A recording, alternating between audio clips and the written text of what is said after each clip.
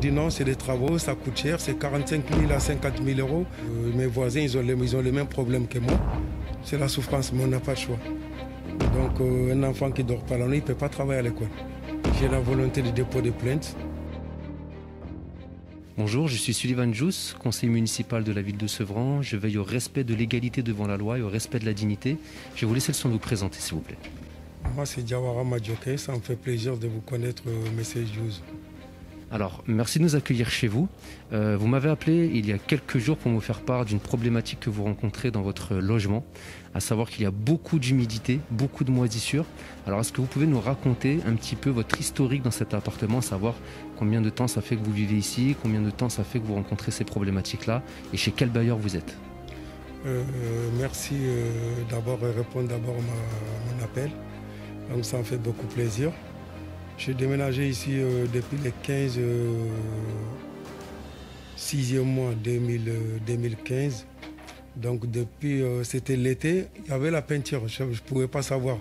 Mais après chaque hiver, donc on a toujours le même problème. L'été, je mets la peinture. Après l'hiver, ça revient encore. Jusqu'au mois de décembre dernier, j'ai envoyé une lettre recommandée à mon bailleur. Donc, votre bailleur qui est 3F. J'ai envoyé une lettre recommandée avec avis de réception. Donc, je n'ai pas eu de suite. Donc, après, ils m'ont dit non, c'est des travaux, ça coûte cher, c'est 45 000 à 50 000 euros. Il ne peut pas financer. Donc, c'est si bon. Après, maintenant, il y a une semaine, ils m'ont dit, le gars, je vais les garder. Il m'a dit non, ils vont faire les travaux.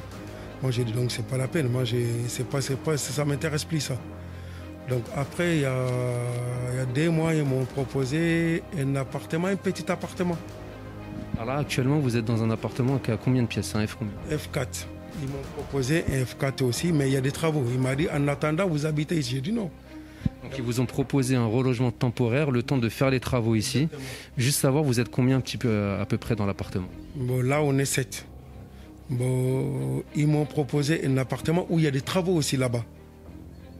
J'ai dit non, là-bas c'est dégueulasse. Je vais venir ici, il y a des travaux ici. Je vais rester ici comme ça. Il n'y a pas en attendant, il faut me donner un appartement fixe. Je ne peux pas aller déménager dans un appartement salibre et aller dans un appartement où il y a des travaux encore. Alors, si je comprends bien, donc vous êtes arrivé ici il y a à peu près 5 ans. Vous n'avez pas vu de problématique apparente, c'était l'été, la peinture avait été refaite, etc. Au fur et à mesure du temps, vous avez vu beaucoup d'infiltration d'eau. Donc vous avez pensé, en mettant un petit peu un coup de peinture, que ça allait s'arranger, mais c'est récurrent, ça revient chaque année. Là, on voit que c'est très très dégradé, hein. Il y aura des images aussi, parce qu'on a pris des images un peu des pièces qui sont concernées, notamment juste derrière vous, on a vu que le salon était aussi infesté de moisissures, de champignons, de traces noires et d'humidité. Et donc, suite au courrier recommandé que vous avez fait, ils vous ont proposé de vous reloger temporairement, mais cet appartement-là aussi était insalubre selon vous, c'est pour ça que vous avez refusé. Oui, ils m'ont relogé un appartement, c'était insalubre pareil comme ici, donc je n'ai pas voulu. J'ai contacté le service d'hygiène de la mairie aussi. Et ils m'ont envoyé une lettre en disant qu'ils ont contacté mon bailleur, ils vont trouver une solution. Jusqu'à présent, je n'ai pas eu de nouvelles. Est-ce que le service d'hygiène s'est déplacé et est venu chez vous? Oui, ils ont déplacé 2 fois. Une fois, ils m'ont envoyé une lettre. Après, ils m'ont appelé, ils m'ont venu visiter. Et j'ai été les contacter encore, aller les voir là-bas à la mairie, au service de logement. Donc, ils auraient passé encore, ils ont visité, ils m'ont dit non, on va trouver une solution. Mais jusqu'à présent, il n'y a pas de solution. Donc, on est l'hiver maintenant, je ne sais pas comment il faut faire. Est-ce que vous savez si le service d'hygiène a fait une mise en demeure au bailleur en lui ordonnant de faire les travaux nécessaires au rétablissement de votre dignité? Ben là, je ne peux pas vous répondre à cette question parce que moi, tout ce que j'essaie, ils m'ont envoyé une lettre qu'ils ont contacté mon bailleur. Tout ce qu'ils m'ont dit, c'est ça. À part ça, je ne suis pas au courant de rien. On essaiera de toute façon de vous accompagner dans les démarches administratives, voire judiciaires aussi, pour savoir ce qui a été fait et ce qu'il est faisable de faire. Parce qu'aujourd'hui, il y a une vraie atteinte à la dignité humaine, que ce soit vous, vos enfants, la famille, et on ne peut pas vivre dans de telles conditions. Il faut savoir qu'un bailleur qui fait vivre des personnes dans ce type de logement est passible, selon le code pénal, de 5 ans d'emprisonnement et 150 000 euros d'amende, et c'est encore supérieur lorsqu'il y a des enfants mineurs qui sont concernés par cela. Aujourd'hui, vous, ce que vous souhaitez, c'est d'avoir un relogement dans un autre appartement autre que celui-ci, qui puisse correspondre à un état digne et décent. Oui, moi j'ai demandé un relogement. Vous avez une demande de logement en cours ou pas? Non, non, j'ai pas une demande de relogement encore parce que j'ai pas de nouvelles, j'ai rien. Donc je peux pas dire que je suis en relogement encore. Je vous demande ça juste à titre indicatif, parce que de base, le bailleur ne peut pas vous laisser dans des conditions comme ça. Donc c'est soit il vous reloge temporairement dans un logement digne, le temps de faire tous les travaux nécessaires ici, mais là au vu de ce qu'il y a, parce qu'on a déjà fait d'autres vidéos dans d'autres appartements, je pense, même si je ne suis pas expert, qu'il y a un vrai problème d'isolation, parce que souvent ça arrive dans les appartements qui sont au dernier étage, et ici on est au dernier étage du bâtiment, c'est bien ça? Oui, c'est bien ça, c'est au dernier stade. Je ne suis pas le seul. Mes voisins, ils ont les mêmes problèmes que moi. Donc on en parle souvent. Donc il y a un moment donné, on a voulu même faire un collectif. Après, j'ai un voisin qui est parti au bled, il n'est pas là. Donc moi, je ne peux pas rester comme ça parce qu'on est l'hiver déjà. Donc je paye un appartement à un bailleur. C'est comme je dors dehors. Je suis dans un appartement insalubre. Ça, c'est même un squat mieux que c'est un appartement comme ça.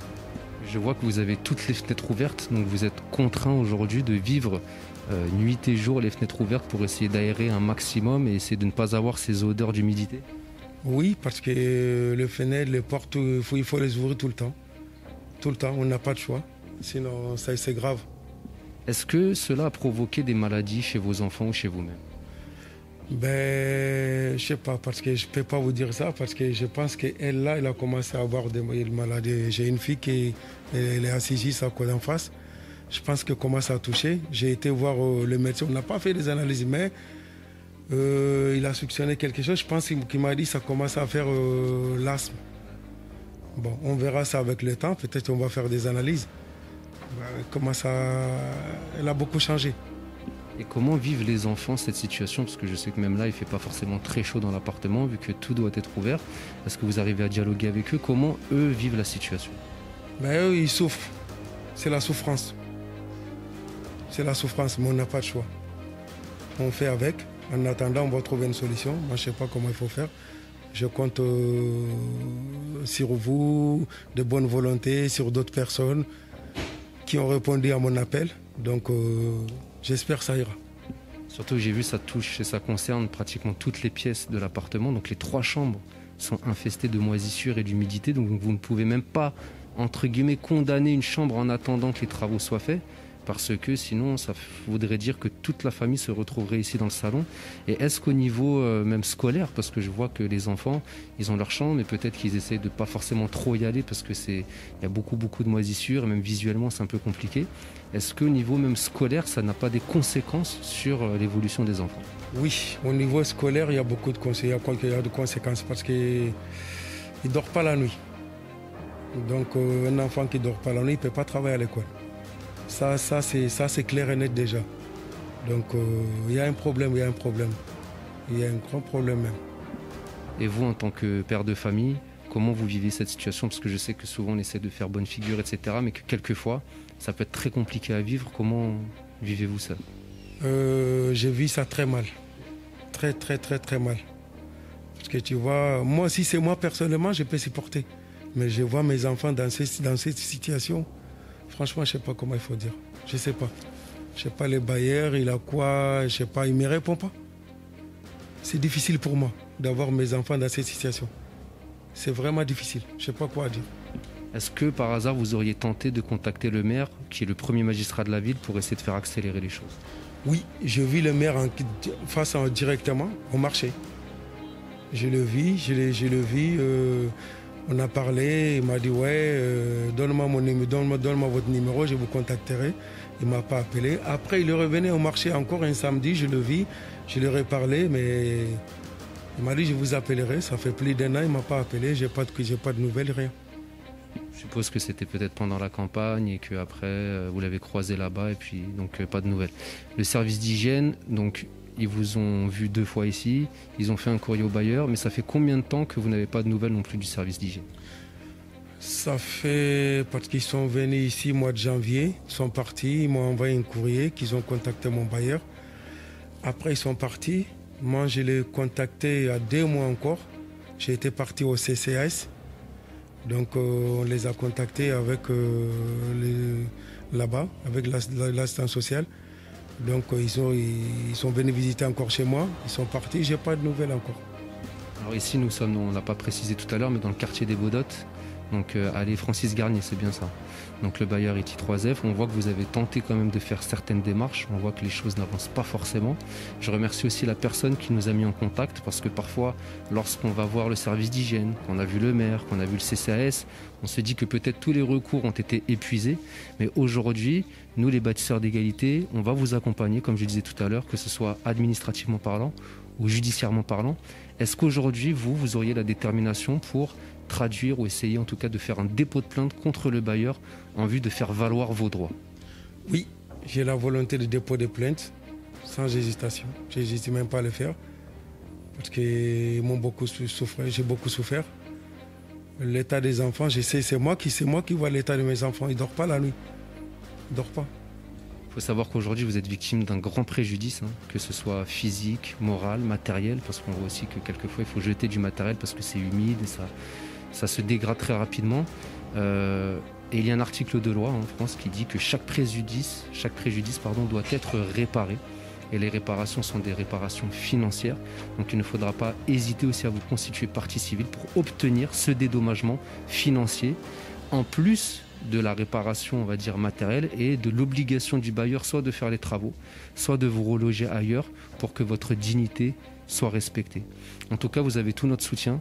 Je vais vous laisser le mot de la fin si vous voulez conclure, sachant que nous aussi, avec les bâtisseurs, même si là, on a dû mettre un petit peu légèrement en stand-by, on est sur une procédure de groupe parce que malheureusement, votre cas n'est pas un cas isolé sur la ville de Sevran. C'est un cas qui concerne beaucoup de Sevranais.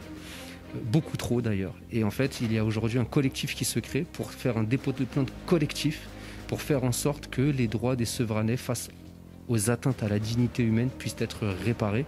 Et donc nous n'hésiterons pas à vous inscrire aussi dans ce collectif. Il y a des personnes qui sont victimes, il y a aussi des personnes qui soutiennent ce collectif-là.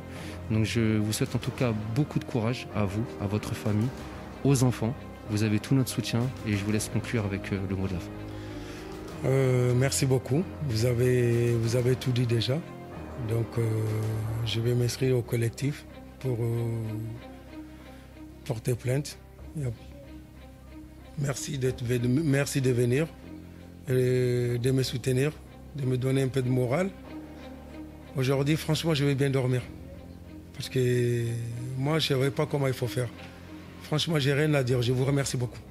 Ce soutien est tout à fait normal, même si aujourd'hui on a l'impression que c'est quelque chose d'inhabituel, mais pour nous c'est quelque chose qui est tout à fait naturel et normal.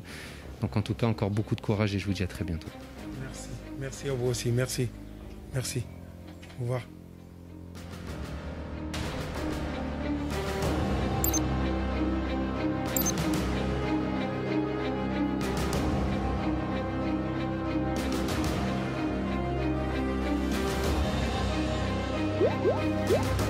Yeah.